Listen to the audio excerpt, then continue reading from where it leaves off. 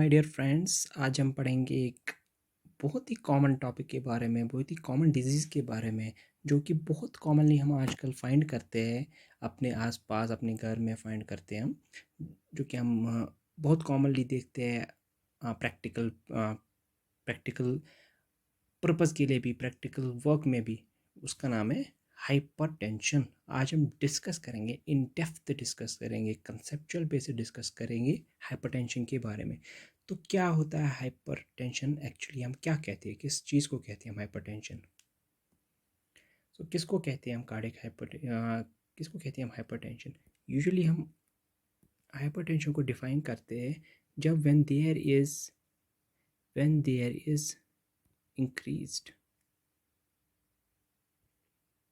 increased blood pressure, when there is increased blood pressure, किसमें? in systemic arterial system।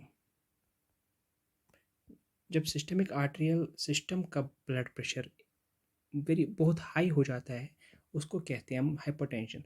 और high major करने के लिए हमें नॉर्मल पता होना चाहिए। यूजुअली हम किस चीज़ को normal, as per the book, किस ब्लड प्रेशर को हम नॉर्मल कहते हैं? The one which is around 120 mmHg by 80 mmHg, this one is considered as normal. But hypertension किस चीज़ को हम कहते हैं? जब यूजुअली हमारा systolic blood pressure is equal to और greater than 140 milligram milli per and the diastolic is greater than or equal to 89 or 90, we can say this is the normal reference point, जिस point पे हम कह सकते हैं कि the patient is having hypertension. इस values पे हम कंसिडर करते हैं कि पेशेंट को क्या है, हाइपरटेंशन। हाइपरटेंशन डायग्नोज करने के भी बहुत तरीके हैं। एक बार अगर आप पेशेंट को रिकॉग्नाइज करेंगे कि एक बार वो आया है या 2 बार आया है, उसको इतना ब्लड प्रेशर है लेकिन बाकी टाइम पे नॉर्मल है, उसको हम नहीं कंसिडर कर सकते कि एक हाइपरटेंशन का पेशेंट है।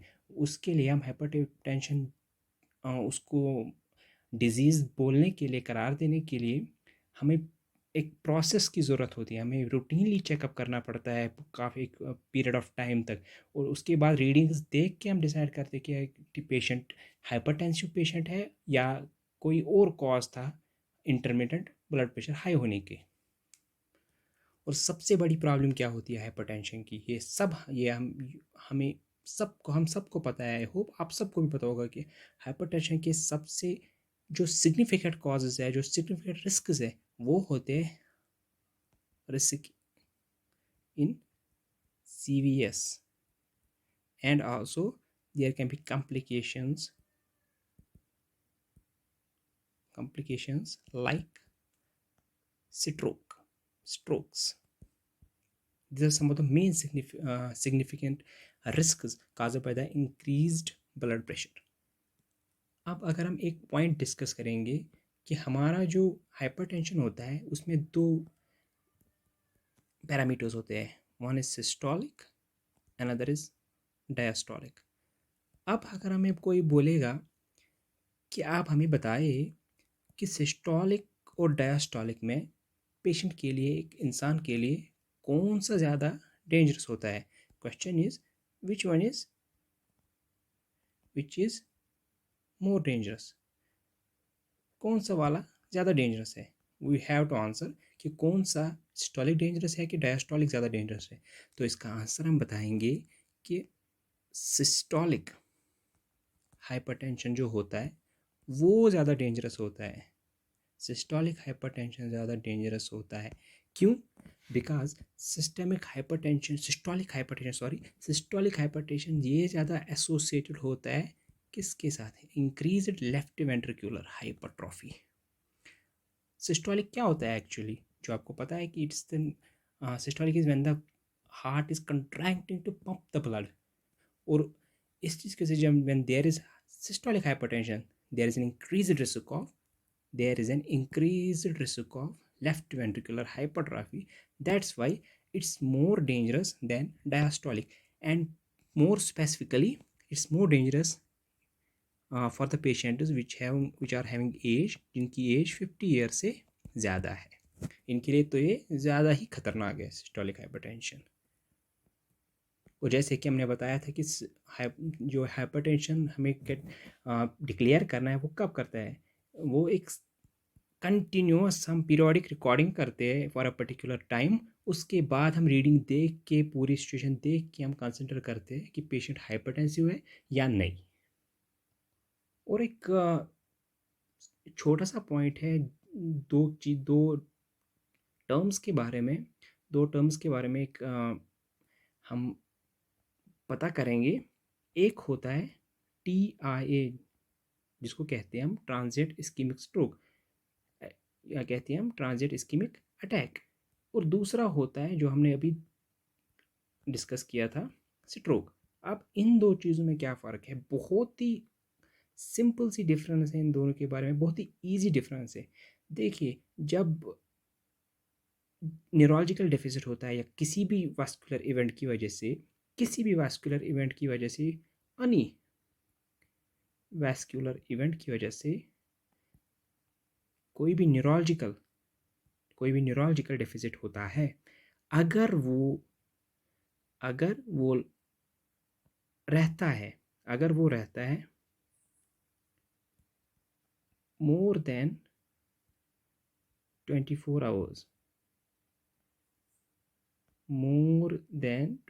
Hours, it is considered as stroke.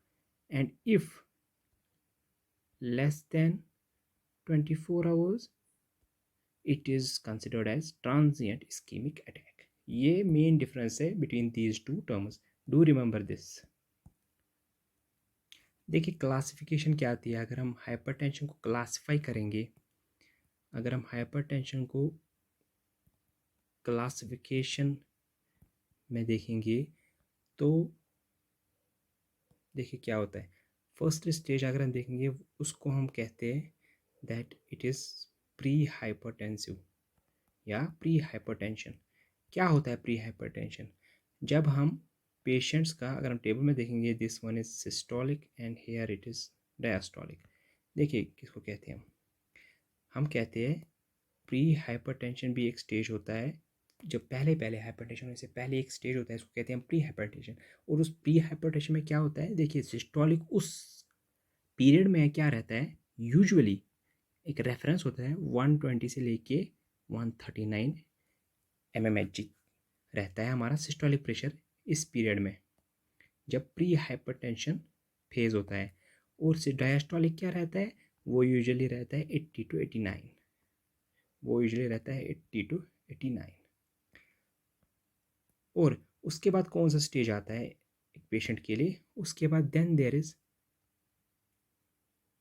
उसके बाद स्टेज होता है, पहले था प्री हाइपरटेंशन, देन उसके बाद जब प्री होता है पहले, लेकिन जब वो स्टेज क्रॉस हो गया, then there is hypertensive stage 1 start हो गया हमारा स्टेज 1। और हम स्टेज 1 में क्या देखते हैं, स्टेज 1 में हम देखते हैं कि जो हमारा सिस्टोलिक प्रेशर था वो बढ़ के अब किस रेंज में रहने लगा है, वो रह रहा है अब 140 से लेके 159 तक। और डायस्टोलिक किस रेंज में रहने लगा है, वो रह गया है 90 से लेके 99 तक। और इस रेंज में रहते हैं, इसको हम बोलते हैं, जब एक पेशेंट को इस रेंज में हम देखेंगे कि इसका ब्लड प्रेशर रह रहा है, तो हम उसको कंसिडर करते हैं कि वो स्टेज 1 हाइपरटेंसिव पेशेंट है। और उसके बाद स्टेज 1 जब प्रोग्रेस होता है, जब स्टेज 1 प्रोग्रेस, व्हाट हैपन, वो बन जाता है हमारा हाइपरटेंशन स्टेज 2, वो बन जाता है हमारा हाइपरटेंशन स्टेज 2। और उसमें हमारी रीडिंग क्या रहती है कॉमनली, उसमें रहती है कि जो हमारा सिस्टोलिक प्रेशर है वो यहाँ से बढ़ के अब रहने लगा है ग्रेटर देन 160 mmHg। और जो डायस्टोलिक प्रेशर है वो रहने लगा है मोर देन 100 mmHg। ये है reading for when we have to consider the patient as hypertensive stage 2। उसके बाद भी एक टर्म आती है, ये 3 स्टेज डिस्कस करने के बाद there is in severe case of hypertension, और जिसको कहते हैं हम, विच इज़ नोन एज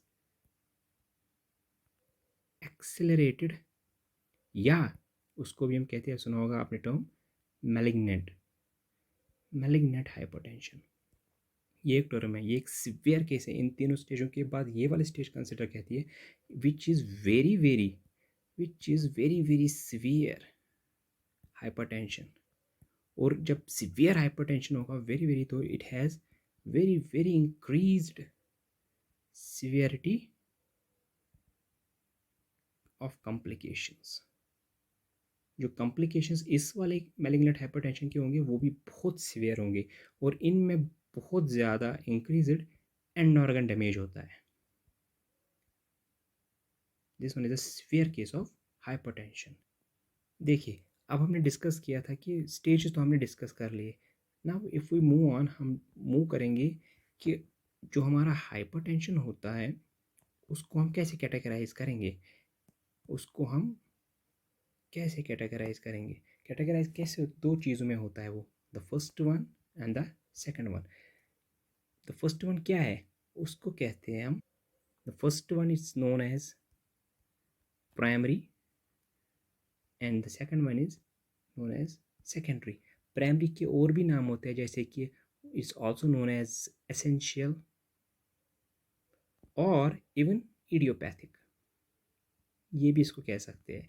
तो आप याद रखिए कि दो टाइप में हम दो चीज़ों में इसको हम डिवाइड करते हैं, one is primary and other is secondary. अब क्या होता है प्राइमरी और सेकेंडरी, देखिए क्या होता है।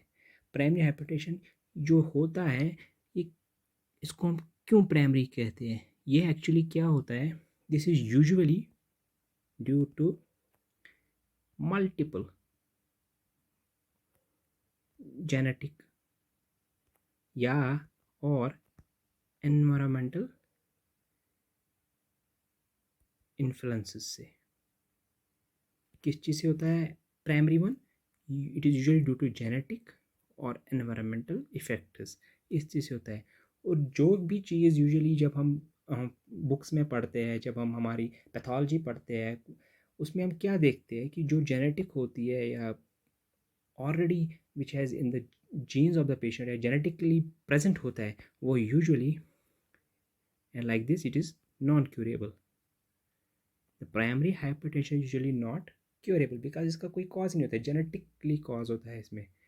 और जो ये वाला है, दिस वन सेकेंडरी वन, ये क्या होता है, इट हैज़ ए, ये क्या होता है, ये किसी मतलब ये किसी वेल डिफाइंड पैथोलॉजी की वजह से होता है। जो भी इंसान की बॉडी में कोई पैथोलॉजी होगी which is present in humans body, और उसकी वजह से जो हाइपरटेंशन होता है उसको हम कहते हैं सेकेंडरी। कोई भी कॉज होगा जिस इंसान के, जिसमें फॉर एग्जांपल अगर हम एक कॉज ले which is known as pheochromocytoma,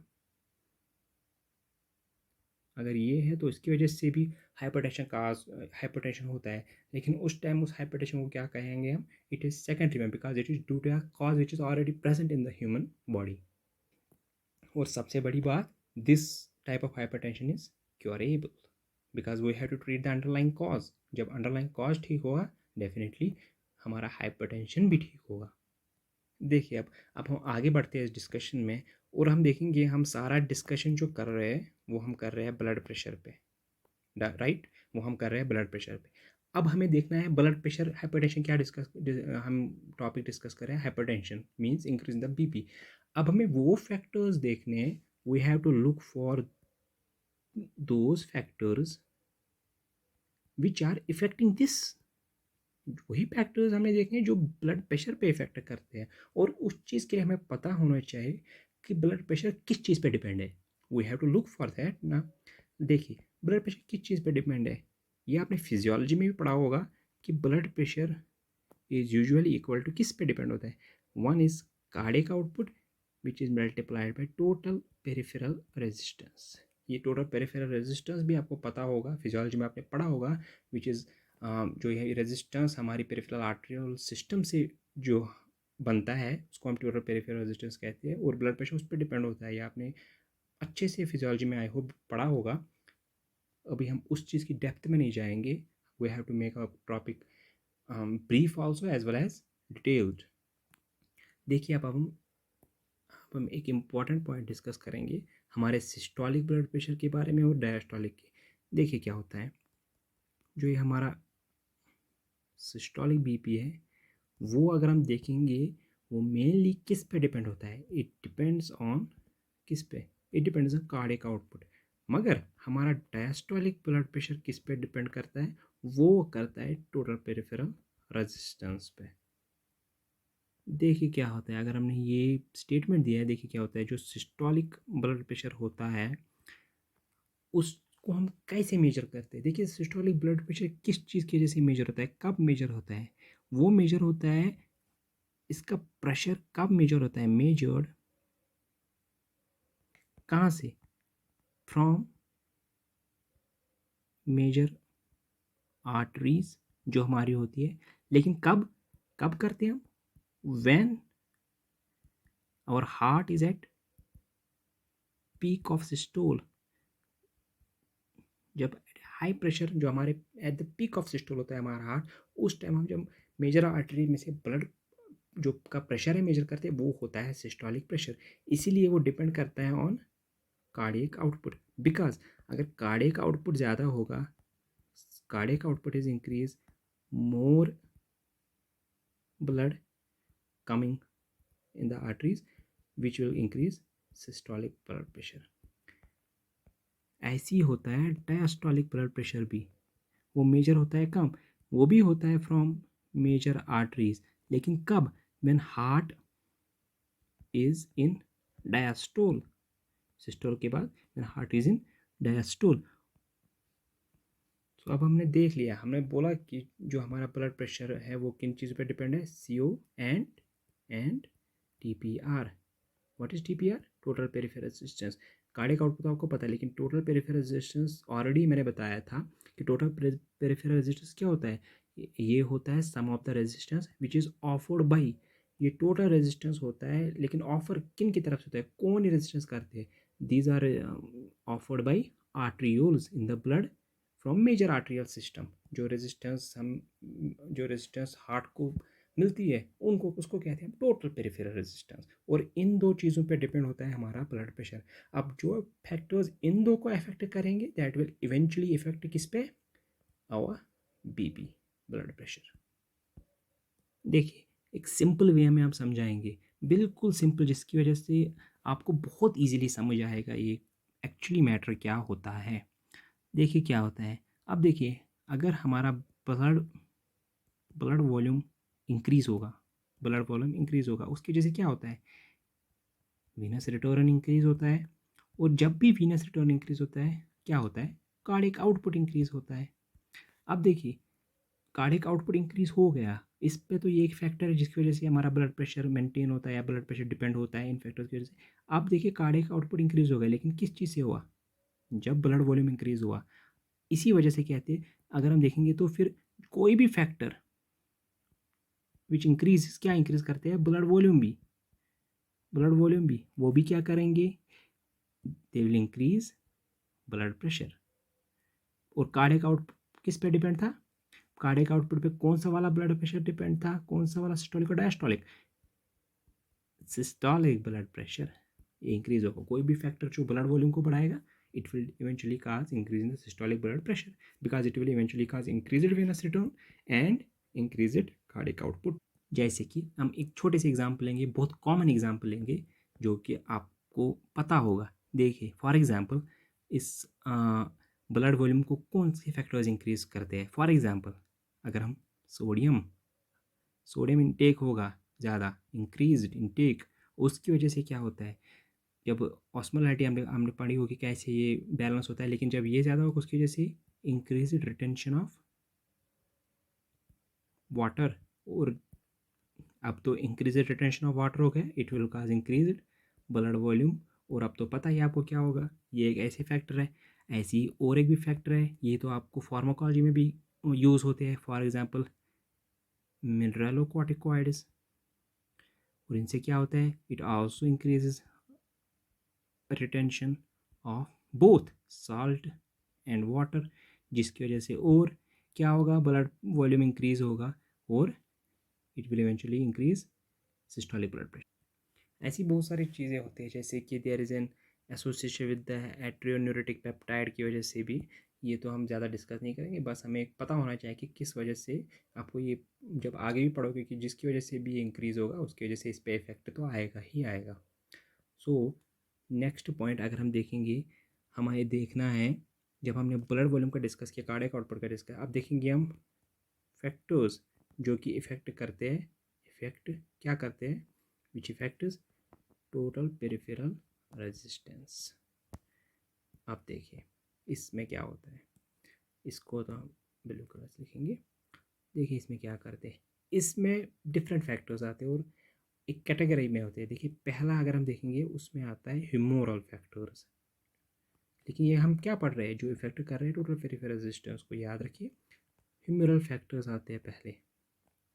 ये डिटेल व्यू है, इन डेप्थ व्यू है इस डिजीज़ के बारे में। ह्यूमरल फैक्टर्स आते हैं और उन ह्यूमरल फैक्टर्स में क्या आते हैं, देखिए 1 and second, it is divided into 2। किस में होता है, the first one is constriction या constrictors, constriction एंड dilators। ये दो आ गए हमें। ह्यूमरल फैक्टर्स में आता है, एक कोई करेगा constriction और अनदर विल कॉज डायलेशन। उसका इफेक्ट तो 100% आएगा ही टोटल पेरिफेरल रेजिस्टेंस में। देखिए अब क्या होता है, कौन कौन सी चीज़ें यह करती है, ये आपको I hope 100%, I am sure कि आपको ने ये ज़रूर से ज़रूर फिजियोलॉजी पैथोलॉजी में पढ़े हुए होंगे। देखिए क्या होता है कॉन्स्ट्रिक्शन में, कॉन्स्ट्रिक्शन में वो सबस्टेंसेस आते हैं, वो हमारी बॉडी के सबस्टेंसेस आते हैं जिनकी वजह से our arteries, our vascular system constrictors, जिसकी वजह से उन हमारी वेसल्स में कंस्ट्रक्शन होती है। और वो कौन कौन से आते हैं, आपको जो भी याद आ रहे हैं, आपको जो भी पता होंगे कि कौन से वैसो कंस्ट्रक्टर्स होते हैं, वो इसमें आएंगे। देखिए सबसे पहले one of the most most powerful vasoconstrictor, बताइए, most one of the most powerful vasoconstriction present in our body, it is angio, come on, angiotensin second। it is one of the most powerful vasoconstriction। अब ये आ गया, this one is vasoconstrictor। you can guess, you can tell many vasoconstriction present in our body, like for example there are catecholamines, there is thromboxane A2 present, which is also one of the vasoconstriction present in our body. There is also some endothelial factors, like there is endothelins, also a vasoconstrictor. There is also neuronal factors also. For example, there are neuronal factor, for example there are present epinephrine, non-epinephrine present, etc. These are some of the major vasoconstrictions which can cause constriction, जिसकी वजह से effect किस पे आएगा, total peripheral resistance पे। और ऐसे ही आते हैं डायलेटर्स। अब आप बताइए कि डायलेटर्स कौन से होते हैं, वो डायलेटर्स कौन से होते हैं। देखिए for example there are dilators like, सबसे इम्पॉर्टेंट जो आपने सुना होगा, let us write this in red, कौन से होते हैं, nitric oxide, one of the powerful vasodilator present in our body। Another one we can say prostaglandins, also some, also bradykinins। ये इंपॉर्टेंट है कुछ, इसमें इसके अलावा भी प्रेजेंट होते हैं हमारी बॉडी में, लेकिन हम उन सब तो नहीं लिखेंगे, बस main main we have wrote. ये तो हमारे आए थे ह्यूमरल फैक्टर्स, हमने क्या डिस्कस किए थे। लेकिन और एक भी फैक्टर आता है जिसको कहते हैं हम न्यूरोनल फैक्टर्स, और उसमें क्या आते हैं हमारे, it has non adrenergic nerve endings and one is adrenergic nerve endings. ये हमारे आते हैं neuronal factors total peripheral resistance के लिए। और इसमें क्या होता है, टोटल फिर इसमें आता है there it contains alpha one adrenergic receptors and this one contains beta adrenergic receptors. ये आपको पता होगा। और इसकी वजह से क्या होता है, देखिए जो हमारा एपिनेफ्रिन है ये एक इंटरेस्टिंग पॉइंट है, it can act on both on beta adrenergic receptors as well as alpha one adrenergic receptors, लेकिन action is different. Remember, action is different. जब अल्फा वन पे करेगा, अल्फा वन पे ये इफेक्ट करेगा, it will cause constriction. Remember, जब alpha one पे ये एक्ट करेगा it will cause constriction, while as it acts on when it acts on beta adrenergic beta 2 adrenergic receptors it will cause dilation. Remember this point. This was the neuronal factor affecting TPR. देखिए आपने तो रास system पढ़ा ही होगा। अगर हम आगे बढ़ेंगे, रास सिस्टम आपने श्योरली पढ़ा होगा। इस वक्त तो हम इसको डिस्कस नहीं कर सकते, it will consume a lot of time. हम नेक्स्ट कोई वीडियो बनाएंगे जिसमें हम इस पर डिटेल्ड डिस्कस करेंगे, लेकिन अभी आपको पता होना चाहिए कि रास सिस्टम क्या होता है। और बहुत ही इम्पॉर्टेंट एक मैकेनिज्म है हमारे ब्लड प्रेशर को मेंटेन करने के लिए।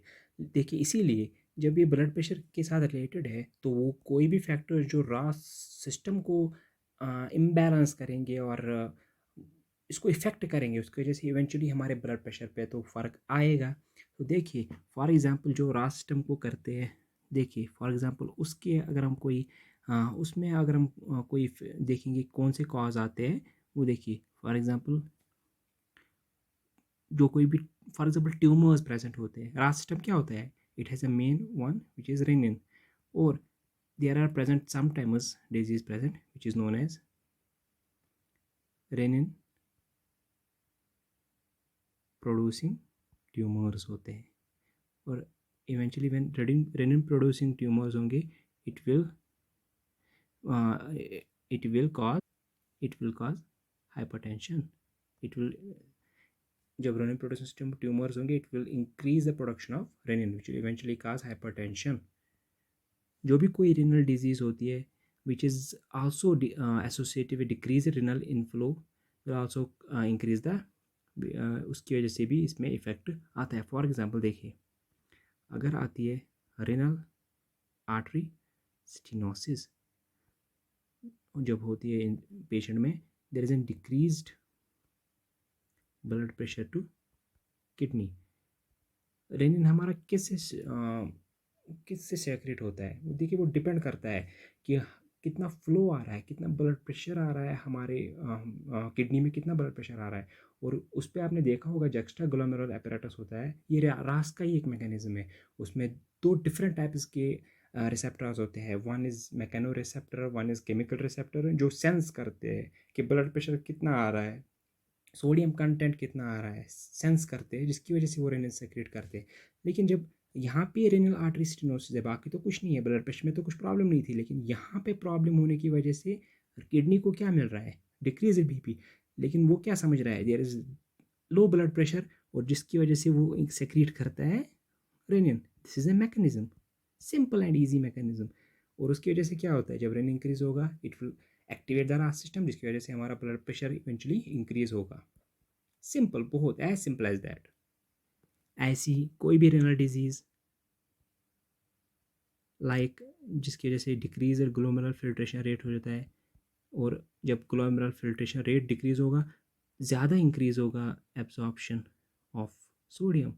और सेम आप रिलेट कर सकते हैं कि उसकी वजह से इवेंचुअली क्या हो सकता है, कोई भी जेनेटिक डिफेक्ट भी होगा जिसकी वजह से ये हो सकता है।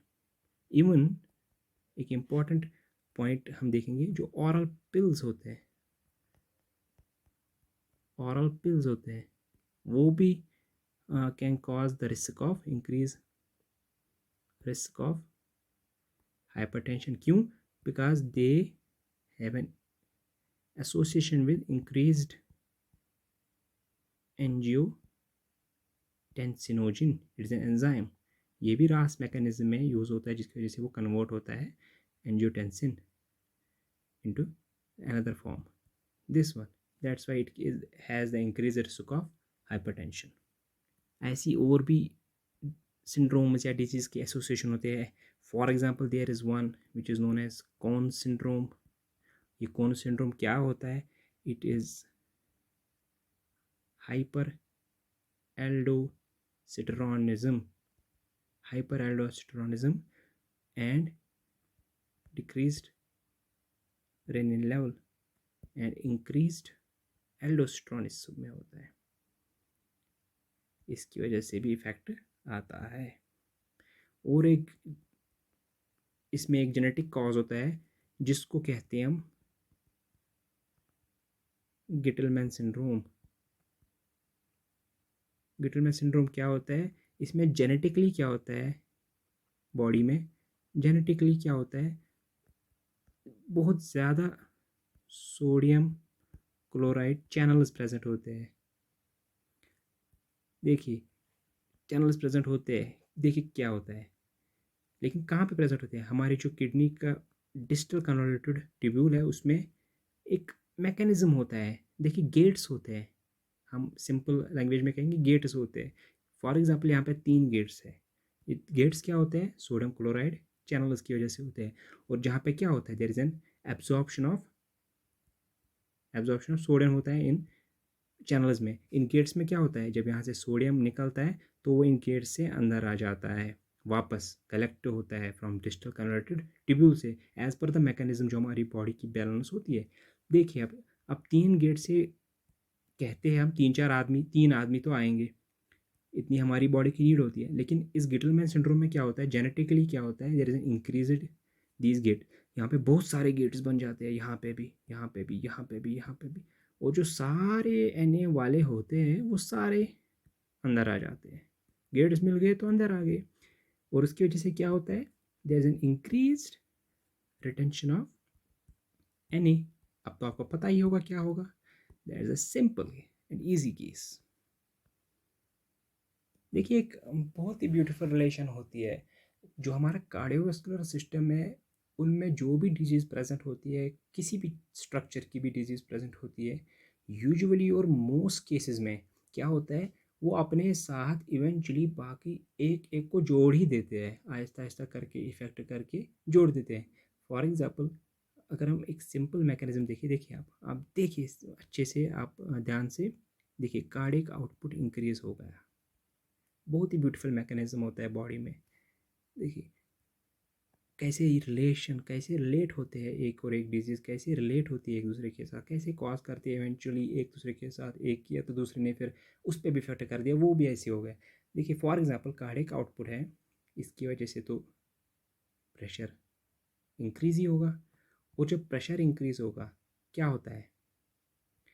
जब भी इंसान के बारे में प्रेशर होता है वो क्या होता है? देयर इज कंस्ट्रिक्शन ऑफ आर्टियोल्स और आर्टरीज. उसकी वजह से क्या हो गया? जब आर्टरीज कंस्ट्रिक्शन हो गई, उनकी कंस्ट्रिक्शन हो गई, हमारे हार्ट को क्या करना पड़ रहा है? उसको बहुत फोर्सफुल पंप करना पड़ता है उन कंस्ट्रिक्टेड आर्टरीज को में से ब्लड पास करने में. और इसकी वजह से बहुत फोर्स लगती है, बहुत मेहनत लगती है. हम शॉर्ट अल्फाज में कहेंगे, शॉर्ट वर्ड्स में कहेंगे, इंक्रीज वर्क. और इसकी वजह से क्या होती है? In this reaction there is reactive hypertrophy of the smooth muscles. Heart की स्मूथ मसल्स की ये हाइपरट्रॉफी होती है. और उसकी वजह से क्या होता है? जो even there is an hyperplasia as well, hyperplasia as well of smooth muscles और hyperplasia of the arterial wall. और इसकी वजह से जो थिक बचा there is increase in the total peripheral resistance. और हमने पहले ही डिस्कस किया था टोटल पेरिफेरल रेजिस्टेंस पे कौन सा वाला ब्लड प्रेशर डिपेंड है. जब ये इंक्रीज हो गया eventually increase diastolic blood pressure. That's why we say there is systolic blood pressure eventually causes diastolic blood pressure cycle we can say. ऐसी और एक डिफेक्ट होता है. देखिए अब हमने देखा कि यहाँ पे सिस्टोलिक ब्लड प्रेशर इसको अपने साथ बुला लेता है कि नहीं, अब तो मैं पैथोजेनिक हो गया, अब तो मैं प्रॉब्लमेटिक हो ही गया हूँ, अब तुम भी आ जाओ. डायस्टोलिक को बोल रहा है तुम भी मेरे साथ आ जाओ, जहाँ मैं वहाँ तुम। ऐसी देखिए, आप देखिए, ये तो बोल रहा होगा इसको, नहीं तुमने मुझे ऐसे किया, कभी तो मेरी बारी आएगी तो मैं भी नहीं छोड़ूंगा। तो इस वक्त देखिए, for example there is an primary और प्राइमरी डिफेक्ट किन में होता है? आर्टेरियोल्स में ही डिफेक्ट होता है। ऑलरेडी उनमें प्रेजेंट ही होता है डिफेक्ट, लेकिन वो डिफेक्ट क्या होता है? उनमें ऑलरेडी जो अल्फा वन रिसेप्टर्स है, डिस्कस किया था हमने कि वो क्या करते हैं, कंस्ट्रिक्शन जब उसमें एपिनेफ्रिन होता है, इन आर्टेरियोल्स में प्रेजेंट होते हैं, वो एक्स्ट्रा ही प्रेजेंट होते हैं। और देखिए, अब जब एक्स्ट्रा ही प्रेजेंट है तो जब एपिनेफ्रिन आएगा there is an over reaction of epinephrine, और इसकी वजह से होगा इंक्रीज कंस्ट्रक्शन होगी। और देखिए, जब इंक्रीज कंस्ट्रक्शन हो गई, increase TPR, total peripheral resistance, जिसकी वजह से क्या होगा, डायस्टोलिक ब्लड प्रेशर हाई होगा।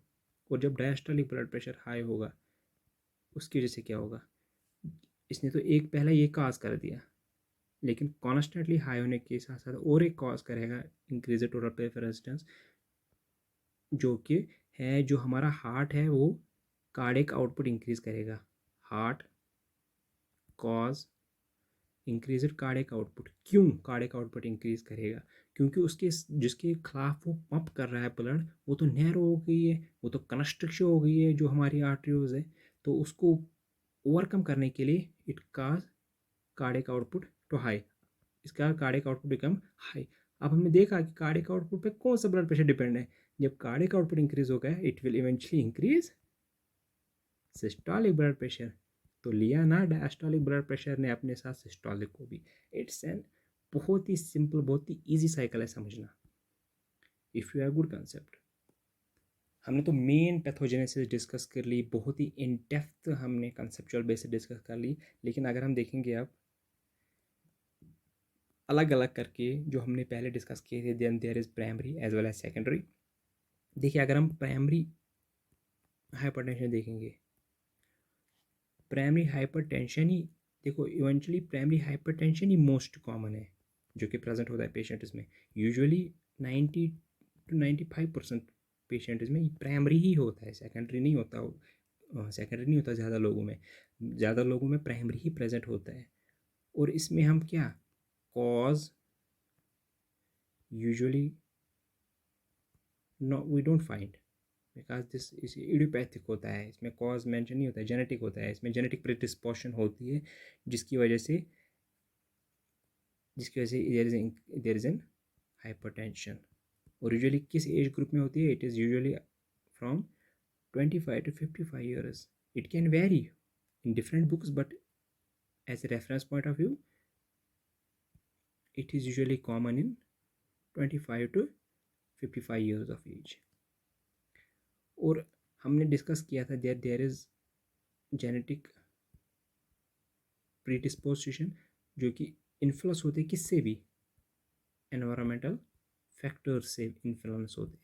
और वो एनवायरमेंटल फैक्टर्स कौन से होते हैं? देखिए, लेट अस, इनमें से कोई मेजॉरिटी में हम याद होने चाहिए, सारे भी नहीं रहेंगे लेकिन मेजॉरिटी में वी शुड रिमेंबर कौन कौन से होते हैं वो।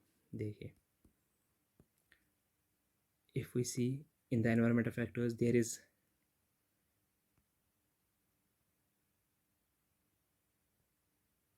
hyper activity of RAS, that can be one of the factor, one of the influence to the genetic predisposition. There can be defects in natriuresis, पता ही आपको natriuresis क्या हो गया। There can be obesity, जो कि आजकल हम इस मॉडर्न वर्ल्ड में बहुत कॉमनली हम देखते हैं, लोगों में ओबेसिटी एसोसिएट होता है, फिर इवेंचुअली हाइपरटेंशन में। ऐसी और एक बहुत कॉमन काज है, देखिए ये आपको याद होना चाहिए, और एक कॉमन काज है, there is an increased salt intake, उसकी वजह से भी होता है। और बहुत सारे दो तीन इम्पॉर्टेंट है जो कि देखिए, for example alcohol intake, even smoking, also nowadays sedentary lifestyle, lack of exercise जिसको हम कहेंगे, जो हम देखिए NSAIDs, non steroidal anti inflammatory drugs जो इंक्रीज लेने लगे हैं लोग, उसकी वजह से भी हो सकता है, या लो पोटेशियम इनटेक की वजह से भी। These are some of the environmental जो जेनेटिक प्रेडिस्पोजिशन पे इफेक्ट करता है प्राइमरी हाइपरटेंशन में, जिसकी वजह से ये हो सकता है हमारा। These are the some of the main causes. हमें क्लियर कट काज तो पता नहीं चलता, लेकिन these are some commonly causes found in the primary hypertension. ये तो हो गए इसके कॉजेज। अगर हम कॉज अब देखेंगे फॉर सेकेंडरी हाइपरटेंशन के, उनमें तो पैथोलॉजी, बेसिक जो बॉडी की पैथोलॉजी होती है वो प्रेजेंट होती है, उसकी वजह से हाइपरटेंशन होती है। देखिए उसमें डिफरेंट ऑर्गन्स के डिफरेंट टाइप की पैथोलॉजी प्रेजेंट होती है। For example there can be renovascular, हम ये डिस्कस तो नहीं करेंगे अभी पूरा, बिकॉज उतना ये लंबा हो जाएगा लेक्चर, आपके लिए बोरिंग हो जाएगा। रिनोवैस्कुलर कंडीशन काजेज होते हैं, उसमें हमने डिस्कस किया था, आप नोट कर सकते हैं, like artery, renal artery stenosis, glomerulonephritis, pyelonephritis, vasculitic lesions. Another cause, there are endocrine disturbances, abnormalities, endocrine abnormalities जिसमें होता है, फॉर एग्जाम्पल थायराइड डिसफंक्शन आता है। There can be hyper parathyroidism, pancreatic diabetes mellitus, pheochromocytoma, these are some endocrine causes. There can even be cause of cardiovascular system, जिसमें क्या होता है, coactation of aorta, there can be present, there can be present atherosclerosis, there can be present polyarteritis nodosa, there can be present decreased renal perfusion, even there is neurological cause जिसकी वजह से भी hypertension होता है। और neurological काज में जो कि इस आजकल के दौर में बहुत कॉमन होता है, विच इज़ एंग्जाइटी। ये आप नोट कर दीजिए, एंग्जाइटी और स्ट्रेस, ये भी एक कॉज होता है। इवन इंक्रीज आईसीपी, एंग्जाइटी जो कि आजकल के मॉडर्न दौर में बहुत ही ज़्यादा कॉमन है, ऐसी इंक्रीज आईसीपी है। इवन की स्लीप एपनिया भी वन ऑफ द कॉज, ये भी एक मॉडर्न एरा में बहुत कॉमन फाइंडिंग है। सिट्रस जो हमने ऑलरेडी डिस्कस किया है, ऐसी हमने डिस्कस की थी एथेरोस्क्लेरोसिस या hyperplastic arteriosclerosis that can cause hypertension. देखिए हमने कहा था एंड ऑर्गन डैमेज, अगर हम देखेंगे target, just briefly, target organs कौन कौन से होते हैं when there is an increased blood pressure, hypertension है, उसमें टारगेट ऑर्गन होते हैं जो कि डैमेज होते हैं उस दौरान, which is CNS, there can be heart, even kidney, even ophtho, most commonly retinal damage, vascular system also, there can be in the CNS, more precisely क्या होता है, cerebrovascular accidents या events, और उसमें से मेन क्या होता है जो कि हमें पता होना चाहिए, वन ऑफ दिस जो हमने डिस्कस किया था पहले ही, इस्कीमिक अटैक या stroke, even haemorrhage, internal haemorrhage CNS में, that can cause a lot of complications afterwards, बहुत कॉम्प्लिकेशंस होते हैं। रेटिना में भी बहुत से प्रॉब्लम्स होते हैं, for example there are also retinal haemorrhages present होते हैं हाई ब्लड प्रेशर से। वैस्कुलर सिस्टम में क्या होता है, damage to the layers of the vessels like intima, media, there can be dissection of the aorta due to high blood pressure, valves damage जो कि हमारे हार्ट में वेल्व्स होते हैं उनको डैमेज पहुंच सकता है। किडनी में क्या होता है, there is nephrosclerosis, there is damage to the vasculature, glomerulosclerosis होता है, proteinuria होता है। These are some of the basic causes of this end organ damage due to hypertension. I hope आपको ये वीडियो पसंद आया होगा, हमने काफ़ी डिटेल में हाइपरटेंशन के बारे में डिस्कस किया। आई होप ये आपको बहुत काम आएगा, हमने कोई पॉइंट नहीं छोड़ा है। सो आई होप कि ये आपके कहीं ना कहीं में काम ज़रूर आएगा ये इंफॉर्मेशन। एंड अगर आपको वीडियो पसंद आया, please like and subscribe and share also to your near and dears. Thank you very much, see you in the next video.